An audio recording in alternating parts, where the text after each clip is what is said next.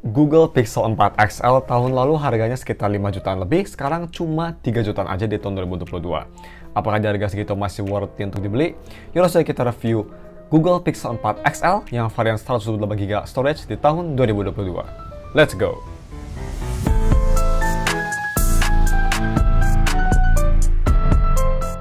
Halo guys, nama dari Staff Tech dan mari kita langsung aja review si Google Pixel 4 XL.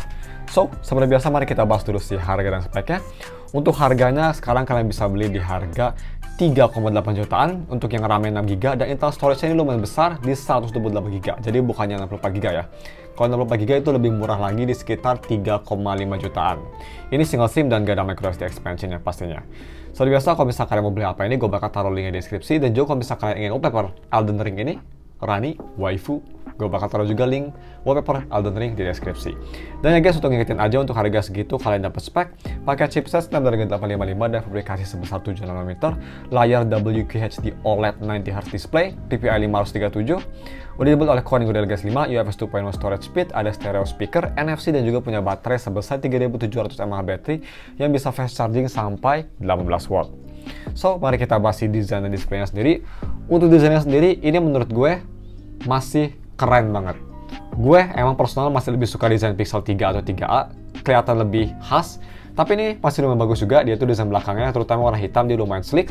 Hitamnya glossy dan juga walaupun fingerprint magnet tapi masih kelihatan premium karena belakangnya terbuat dari kaca dan juga frame-nya terbuat dari metal. Untuk frame-nya juga ini kan terbuat dari kayak rubber, bukan metal, itu metal apa ya? Kayak di coated lagi biar ada grippy, itu gue suka banget, jadi nggak licin, nggak glossy. Glossy-nya tuh hanya di bagian belakang aja. Yang personal gue suka desain kayak gitu. Dan ya, untuk si desain depannya sendiri memang ini kelihatan kayak setengah modern, setengah tua ya. Dia tuh punya bezel yang lumayan tipis, tapi memang untuk si bagian atasnya dia itu kayak ibaratnya kayak iPhone tapi notch-nya dilepas, jadi memang lumayan tebal ya jidatnya. Tapi ini make sense, dia tuh tebal buat naruh si Face ID-nya. Dan untuk desainnya sendiri juga menurut gue ini masih kelihatan modern sih, masih kelihatan keren banget, masih kelihatan beda dari yang lain. Dan untuk memakai sarung tangan, untuk yang Pixel 4 XL memang ini HP besar 6,3 inci, jadi memang lebih enak untuk dua tangan. Tapi sarung tangan masih lumayan oke kalau dibanding HP jumbo lain kayak S22 Ultra. Nah, terus mari kita bahas si NFC-nya sendiri. Untuk NFC dia tuh biasanya posisinya ada di daerah sini, bisa kita lihat. Kalau bisa kita coba scan, dia scanningnya masih perfect. Ini sama seperti HP second Pixel yang pernah gue review, mau apapun, mau dari Pixel 2 XL, 3a, 3 atau 4 XL, atau even Pixel 6 nya pastinya semua tuh nggak pernah ada masalah untuk NFC, untuk HP second Pixel. Ini gue bisa rating masih kecepatan dan keakuratannya 10 dari 10 pretty much. Very nice.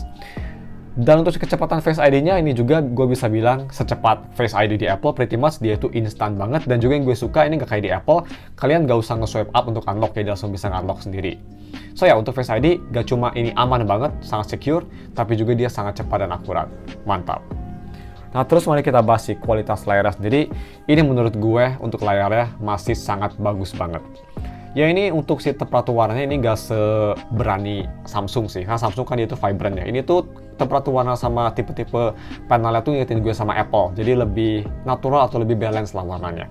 Tapi kok masih enak banget dilihat, yang pastinya view angle pretty much perfect, punya kontras yang oke banget, terus dia punya detail yang super sharp yang pastinya berkat layar 2K-nya, dan juga punya warna yang masih vibrant. Walaupun nggak se-vibrant Samsung, tapi ini masih kerasa hidup, dan karena kontrasnya akurat, jadi range warnanya kelihatan sangat luas. Nah, terus untuk si full brightness-nya, Pixel 4 XL ini surprisingly di bawah sinar matahari bisa cukup terang. Bisa kita lihat tuh kondisinya tuh di B-roll, kondisi pretty much siang terik banget mataharinya. Masih bisa kelihatan kan? Bisa kelihatan tuh, lihat IG masih kelihatan teksnya. Walaupun memang gelap, tapi masih kelihatan banget. So, very nice. Nah, terakhir untuk di segmen ini guys, untuk touch delay-nya pretty much nggak ada touch delay. Google Pixel atau Google Pixel Series dan juga Apple pretty much nomor 1 untuk masalah keyboard, touch sensitivity, dan juga haptic feedback.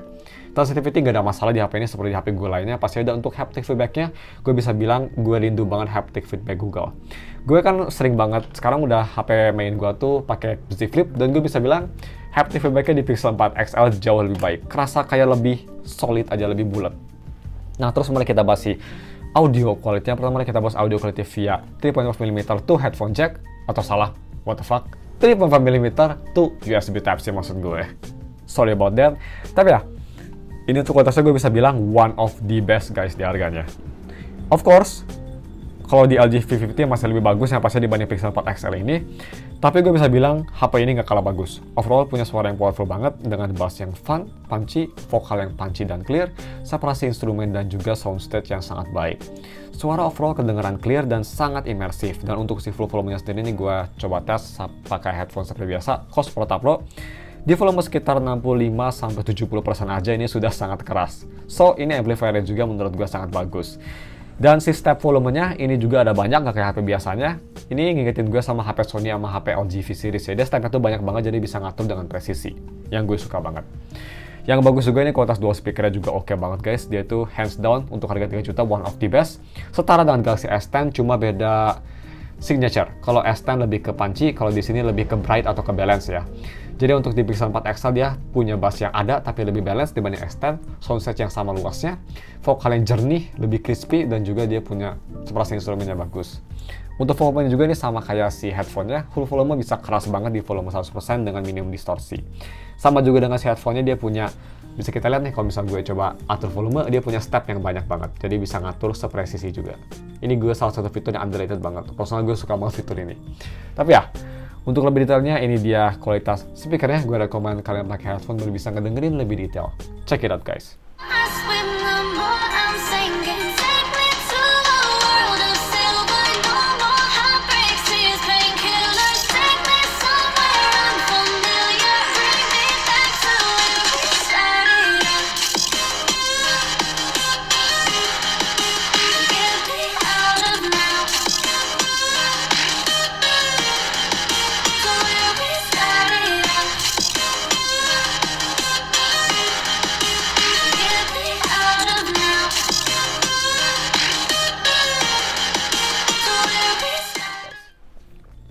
Next, mari kita moving on ke si kamera quality-nya. So, kamera belakang ini setupnya dual kamera. Main kamera 12,2 megapiksel f1.7, ada optical image stabilization, dan kamera keduanya nih 16 megapiksel f2.4, ada optical image stabilization juga dan bisa 2x optical zoom. Sedangkan kamera depan kalau kita flip itu 8 megapiksel f2.0 yang bisa nge-record video sampai resolusi 1080p di fps 30. Nah, untuk kualitas kameranya ini gue bisa bilang even di tahun 2022 sekalipun ditambah dengan harganya sekarang udah murah banget, cuma 3 juta aja, ini pretty much one of the best guys. Kalau masih mau dibandingin sama Galaxy S10, gue bisa bilang untuk opini gue lebih suka temperatur dan tipe kualitas foto yang diambil dari Pixel 4 XL dibanding Galaxy S10. Ini pretty much bagus banget, cuma memang sayangnya dia hanya ada telefoto ya. Gue harap sih kamera keduanya ultrawide bukan telefoto. Tapi overall bisa kita lihat kualitas sangat bagus. Temperatur warna di telefoto di main kamera nggak ada bedanya, masih kelihatan oke, detail masih bagus, dan juga pretty much Google Pixel 4 XL masih dynamic range king di harganya. Warna juga kelihatan natural, dan overall gambar kelihatan jernih, enak dilihat, dan dynamic range-nya bagus banget. Nah, terus untuk foto layar juga ini nggak kalah bagus ya guys, pretty much Google kan memang salah satu low light foto terbaik juga. Ini gak ada exception juga di Pixel 4 XL.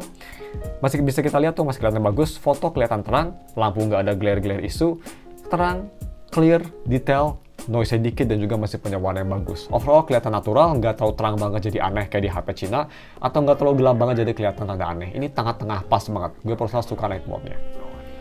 Nah, terus untuk foto selfie ini juga ini walaupun hanya 8 megapiksel tapi masih cukup decent. Not the best, yang pastinya masih lebih bagus HP Cina. Tapi gue bisa bilang ini sudah sangat oke banget.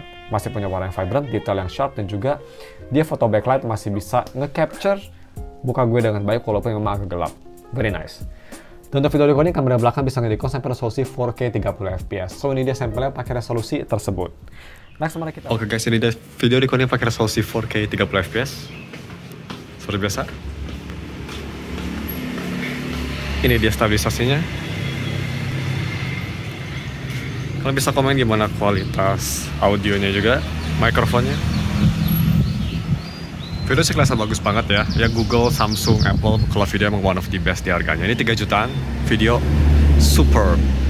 So ya, fokus juga cepet banget. Nice. Next, mari kita bahas si gaming performance-nya. Dia tuh pakai chipset Snapdragon 855 dan fabrikasi sebesar 7 nanometer.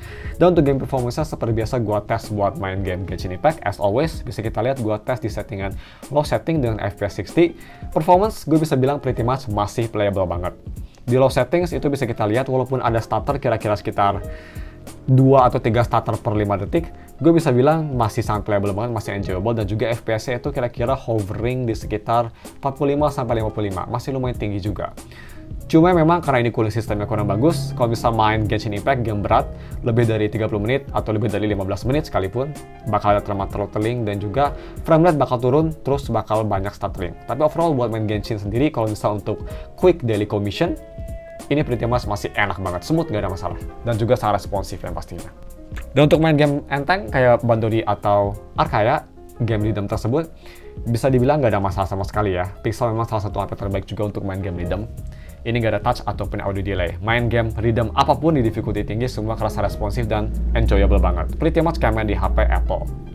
Next, mari kita bahas si UI experience-nya. Dia itu punya Android version 12 yang pastinya bisa kita lihat UI-nya udah beda tuh. Gue suka banget pretty much Pixel experience. Ke about phone bisa kita lihat dia sudah di Android 12, dan juga untuk si security-nya juga dia sudah sangat baru karena yang pastinya masih disupport. By the way, Pixel 4 XL tuh disupport sampai Android 13 ya, Pixel 4 sampai Pixel 4 XL. Jadi it's all good. Bisa kita lihat security-nya udah di Maret 2022. Sangat baru banget. So yang pretty much masih disupport, dan ini juga kenapa salah satu alasan terbesar buat beli Pixel 3, Pixel 4 XL di tahun 2022, harganya udah murah dan juga masih disupport, software-nya terus punya kamera yang bagus. Gue personal suka banget ini UI-nya, Android 12 Pixel Experience. UI kerasa refresh banget, beda dari sebelum-sebelumnya, jadi lebih fun dipakai, dan juga untuk overall performance bisa kita lihat day-to-day usage, kerasa bagus banget, multitasking, launch aplikasi, semua kerasa snappy dan masih kerasa kayak HP flagship. Dan yang gue suka juga guys, yang pengen gue liatin nih, kalau misal multitasking kayak gini, kan itu kayak multitasking di Apple ya, bisa kayak gini. Ini gue masih bisa bilang, HP Google Pixel masih the best untuk multitasking kayak gini. Bisa kita lihat, jauh lebih baik dibanding HP apapun yang pernah gue review. Ini kerasa lebih konsisten dan lebih kayak Apple-like. Oke, so last but not least, battery life-nya dia punya baterai yang cukup besar di 3700 mAh baterai yang bisa fast charging sampai 18 watt. Tapi memang karena ini HP yang lumayan boros, jadi ketahanan baterainya menurut gue kurang oke. Masih bisa tahan full 1 hari kalau misalnya pemakaiannya enteng, hanya sosial media dan nonton YouTube aja, masih bisa dapat 1 hari penuh dengan SOT kira-kira sekitar, nih gue udah screenshot, mana nih? Oke, ini dia, bisa kita lihat. Sisa baterai 20%. Tuh, kelihatan 20%, dan SOT bisa dapet di pretty much 5 jam pas. So, menurut gue, masih cukup bagus, ya pretty much sama kayak Z Flip gue, tapi memang kalau misalnya kalian heavy usage, suka dipakai buat ngeliat TikTok, atau suka dipakai buat streaming, buat main game, ini HP bakal cepat habis, harus 2 kali ngecharge. Dan untuk charging speed-nya sendiri, memang ini juga nggak yang tercepat guys. Gue ngecharge pakai charger fast charging, dari 20% sampai 100% itu butuh waktu 1 jam 45 menit. So ya, nggak yang paling cepet juga. Tapi ya, mungkin cuma segitu aja videonya. Dan untuk konklusinya, menurut gue guys, Pixel 4 XL yang sekarang harganya 3,8 juta atau 3,9 juta yang 128 GB dan 3,5 jutaan untuk yang 64 GB, ini pretty much worth it banget di tahun 2022 guys. Di harga segini kalian dapat kualitas kamera yang bagus banget, bisa bersaing even dengan HP flagship zaman sekarang sekalipun. Masih sangat bagus banget ini kualitas fotonya. Terus dia punya build quality yang solid banget, premium. Software yang pretty much the best untuk HP Android, smooth, masih disupport sampai Android 13, dan juga security patch yang masih disupport, dan juga pretty much software experience-nya kerasa cepat, snappy, dan enak dipakai banget. Simple banget. Mungkin buat yang suka Xiaomi bakal aneh karena yang terlalu simple, tapi personal gue suka banget. Dan juga yang terakhir, ini layarnya yang udah high refresh rate juga, jadi udah mantep banget ya guys. Jadi ya, kalau misalkan kalian mau beli HP ini atau mau beli wallpaper ini, bukan beli wallpaper, kalau kalian ingin download wallpaper ini, gue bakal taruh dua-duanya linknya di deskripsi. Dan yang mungkin cuma segitu videonya. Mohon maaf kalau misalnya kesalahan atau ada kelewat atau ngomong gue kecepatan. Thanks for watching, we'll see you in another video. Bye.